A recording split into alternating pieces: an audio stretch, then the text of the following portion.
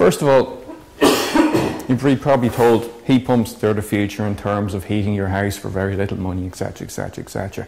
What is a heat pump?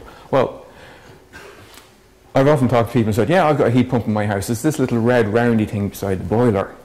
It's not a heat pump, that's just a thing that moves the water around through the radiators, etc. A heat pump is essentially a device that captures energy that is in the environment, concentrates it, and then moves it into your house for heating and hot water purposes.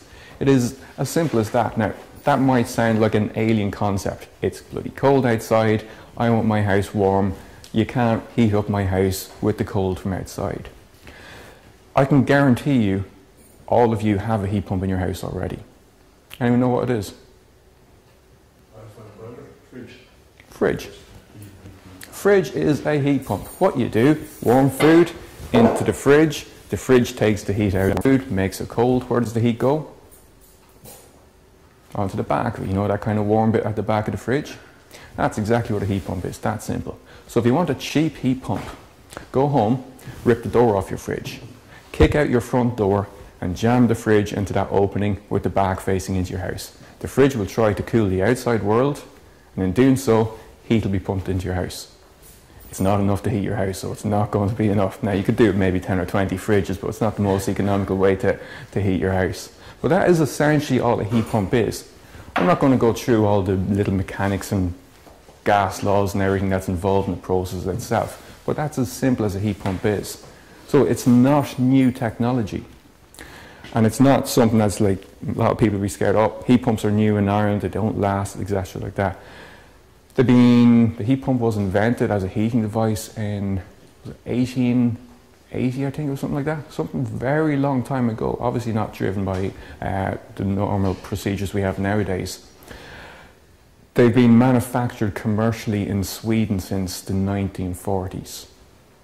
Fridges, as we know, have been in existence for a long time. My parents have a fridge in their house that's over 40 years old and it's still working away. The principle is exactly the same.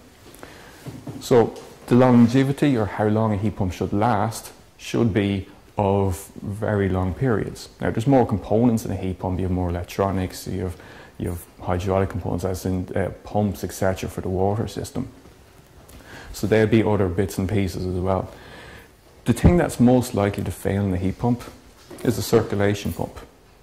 The thing that's most likely to fail in your oil or gas boiler is the exact same circulation pump. Simply the pump that moves the hot water around through the radiator to the underfloor system.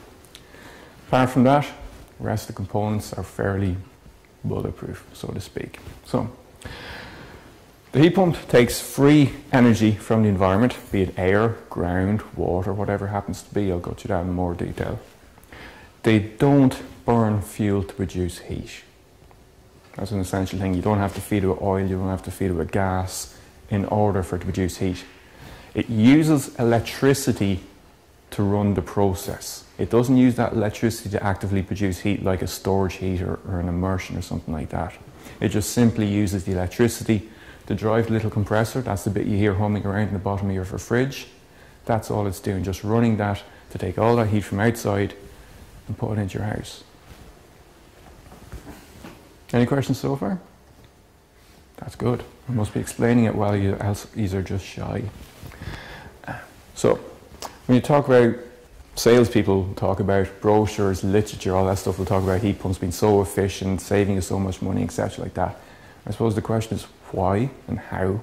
Well, efficiency of a heat pump, technically not a true word, but I'll ignore that. It's measured as a coefficient performance, COP. Now, never mind the long words. What it essentially means, it's the ratio of the heat that is delivered versus the amount of electricity that is consumed.